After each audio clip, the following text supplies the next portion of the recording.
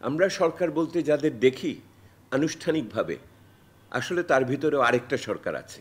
এই সরকার চাইলেও এখন একটা ভালো নির্বাচন করতে পারে কিনা। বৈষম্য বিরোধী চেতনাকে তারা অর্থনৈতিক ব্যবস্থাপনায় এবং সংস্কার প্রক্রিয়ায় প্রতিফলন করতে পারল না।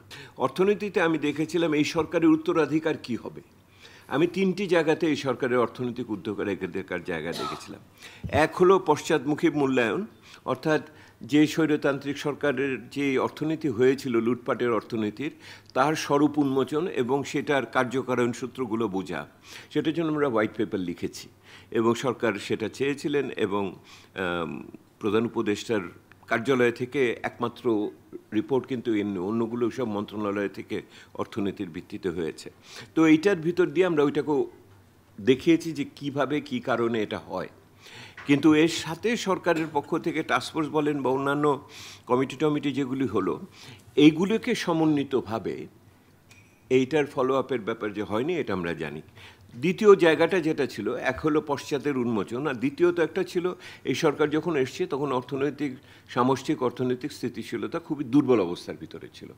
সেহেতু আপনার মূল্যস্ফীতির বিষয় ছিল, টাকার মূল্যমানের পতন ঘটছিল, সুদের হারের ব্যাপার ছিল, আমার রিজার্ভের পতন হচ্ছিল, একই সাথে বিনিয়োগ ছিল না, কর্মসংস্থান ছিল না, অন্যান্য ক্ষেত্রে আমরা সামাজিক মানব সম্পদ উন্নয়নে টাকা দিতে পারছিলাম না, এবং আমার বৈদেশিক ঋণের বোঝা বেড়ে যাচ্ছিল। সেহেতু অর্থনৈতিক স্থিতিশীলতাটা আনা একটা গুরুত্বপূর্ণ বিষয় এখানে ছিল। আমি মনে করি সরকার আংশিকভাবে সফল হয়েছে এখানে। প্রথমটাতে হয়েছে, আমরা একটা অন্তত ইতিহাসের জন্য একটা বই রেখে যাচ্ছি।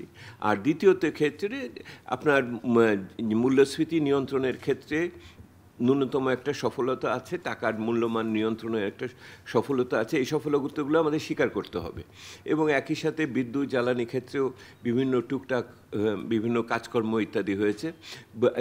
আপনার চোরাই টাকাগুলোকে ফেরত আনার ক্ষেত্রে অন্তত মৌখিকভাবে বাহ্যিকভাবে কিছু উদ্যোগ আমরা সেভাবে দেখেছি, এবং সামাজিক সুরক্ষা ইত্যাদির ক্ষেত্রে কিছু কিছু উদ্যোগের ভিতরে আমরা আছি। কিন্তু এইটাকে যে কোনো সমন্বিতভাবে একটি কর্মসূচি হিসেবে সরকার তার দাঁড় করাতে পারেনি। সরকার পুরনো সরকারের বাজেটের উপর দাঁড়িয়ে এই বছর চলছে এবং একটা বাজেট বানিয়েছে যেটা আরেকটা সরকার হয়তো শেষ করবে, আর অষ্টম পঞ্চবার্ষিক পরিকল্পনাকে বাতিল করেছে, কিন্তু কোনো মধ্যমেয়াদী পরিকল্পনা দেয়নি। অর্থাৎ এই সরকারের কিন্তু কোনো ইকোনমিক ম্যানিফেস্টো নাই। হ্যাঁ, এটার কোনো ইকোনমিক ম্যানিফেস্টো নাই। অর্থাৎ সে কী ধরনের অর্জন করতে চায়, সেটা বৈষম্যের ব্যাপারেই হোক বা অন্যান্য কাঠামোগত সংস্কারের ব্যাপারে হোক, এইটার ব্যাপারে নাই। সেহেতু এই সরকারকে আপনি যদি জবাবদিহি করতে চান যে তুমি এটা করতে পারলে না কেন, আমার কোনো রেফারেন্স বিন্দু নাই। এটা আরেকটা বড় সমস্যা।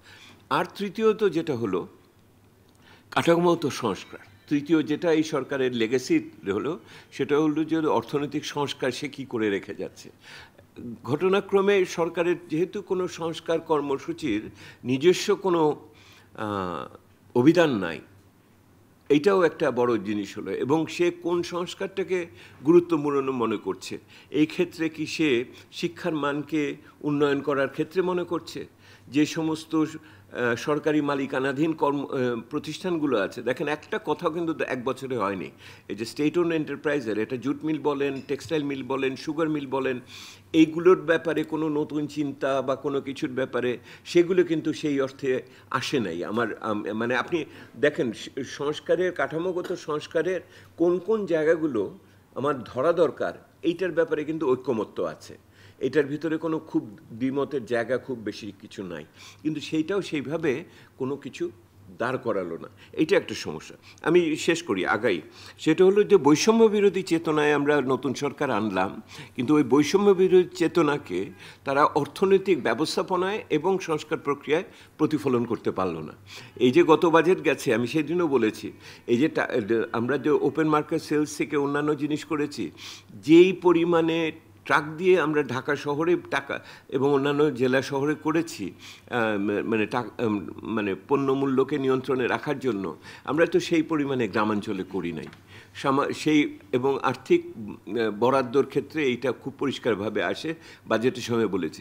সামাজিক সুরক্ষার ক্ষেত্রে আমরা যাদের থাকার কথা না, যেটা ইনক্লুশন এরর বলি, তাদের বের করেছি, কিন্তু আমি প্রকৃত গরিব মানুষকে ঢুকিয়ে তথ্য উপাত্তর ভিত্তিতে ওটা দাঁড় করে নেই। ওই যে সংস্কারে বৈষম্য বিরোধী চেতনা যথেষ্ট পরিমাণে আমার আসে নাই এটার ভিতরে ইত্যাদি মিলিয়ে। আর যেটা সামাজিক পরিবেশের কথা বলা হয়েছে সেটা এর ভিতর দিয়ে যেটা হয়েছে যে আপনার যেহেতু অর্থনৈতিক সংস্কারের ভিতর দিয়ে কোনো জাতিগত সংহতিকে আমরা আগানোর জন্য যে চেষ্টাটা আমরা প্রত্যাশা করেছি হয়নি, এইটার বাইরে সামাজিক, ধর্মীয় এবং অন্যান্য আপনার নারী পুরুষগত বিভিন্ন বৈষম্যগুলোকে আরও উৎকটভাবে চেপে বের হয়ে এসেছে। অর্থাৎ ওইগুলোকে মোকাবেলা করার জন্য যেই ধরনের অন্য শক্তি, সেই শক্তির ক্ষেত্রে আমরা জমায়েত করতে পারি নাই। এবং সেইটাকে এখন যেটা দাঁড়ালো একটা সরকারের পক্ষ থেকে, যেহেতু সরকারের কোনো নৈতিক অবস্থান পরিষ্কার করা নাই, আপনি এমন একটা সরকারের পক্ষ থেকে এমন একটা যে সে সর্বজনীন মানবাধিকারের ভিত্তিতে অর্থনৈতিক বিকাশকে চিন্তা করছে এবং দুর্বল জনগোষ্ঠীর পক্ষে দাঁড়াবে, সে দুর্বল জনগোষ্ঠীকে চিহ্নিত করে তার পক্ষে দাঁড়ানোর জন্য পদক্ষেপের ভিতরে গেল না এখন পর্যন্ত। সেহেতু সংস্কারের যে এইটুকুও সম্ভাবনা ছিল, সেই সংস্কারের সেই সম্ভাবনাটুকু গরিব মানুষ তো পরের কথা, এমনকি উৎপাদনশীল উদ্যোক্তা শ্রেণীও সেইখানে ভিতরে আসলো না। আমি আর দুটো কথা বলে শেষ করব। সেটা হলো, এখন তাহলে যেই মৌলিক দুটো প্রশ্ন বারবার ঘুরে ফিরে আসবে, সেটা হলো এইটি একটি অন্তর্বর্তী সরকার, অর্থাৎ তার শুরুও আছে এবং একটা সুনির্দিষ্ট সীমিত সময়ের পরে তার শেষ আছে।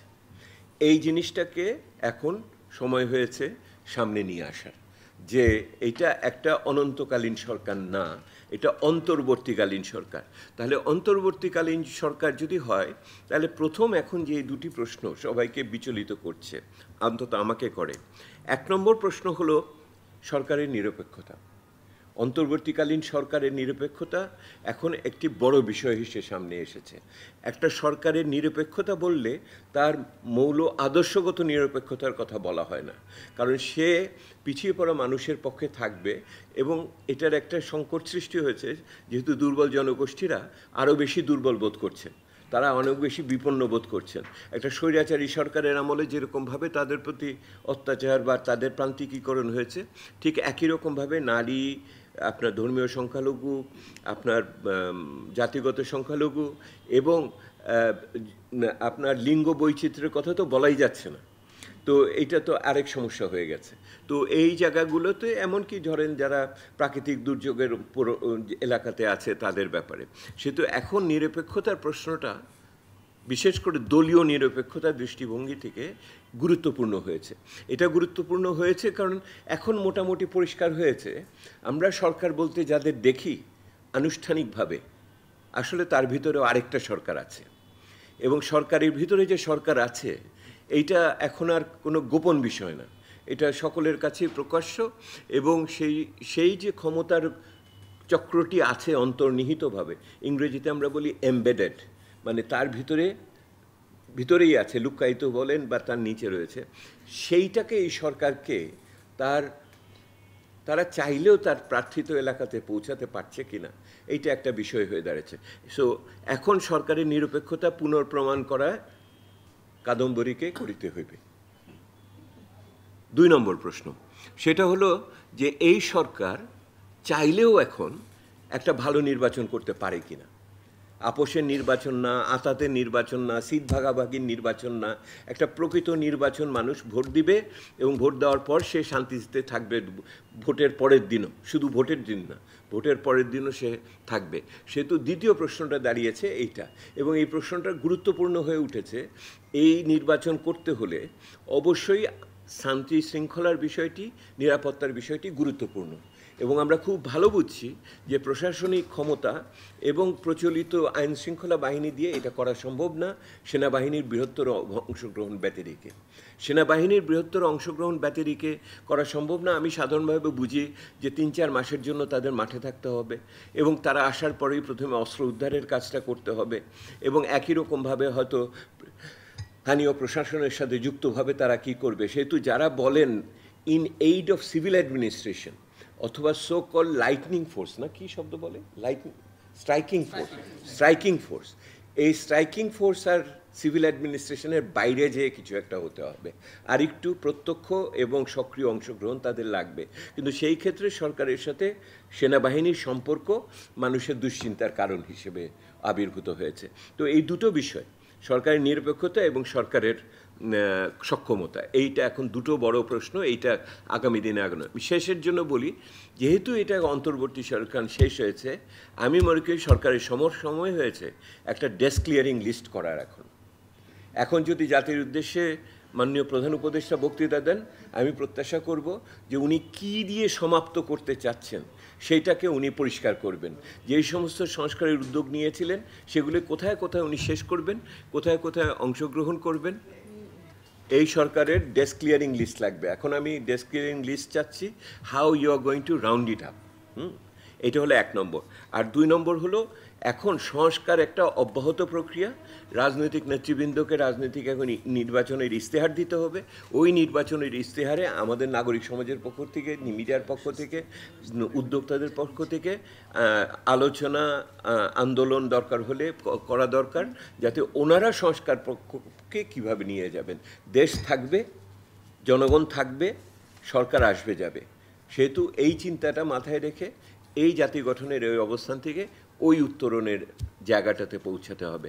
এখন গত বছরের মূল্যায়নের চেয়ে আমি আগামী 1 বছরের এই নিষ্ক্রমণ পদ্ধতিটা কি হবে, কি বলেন, এক্সিট পলিসি না, এই নিষ্ক্রমণ পদ্ধতিটা কি হবে, সেইটার জন্য কি প্রয়োজন করবে, সেইগুলির উপরে গুরুত্ব দেওয়ার আমি প্রয়োজন করব।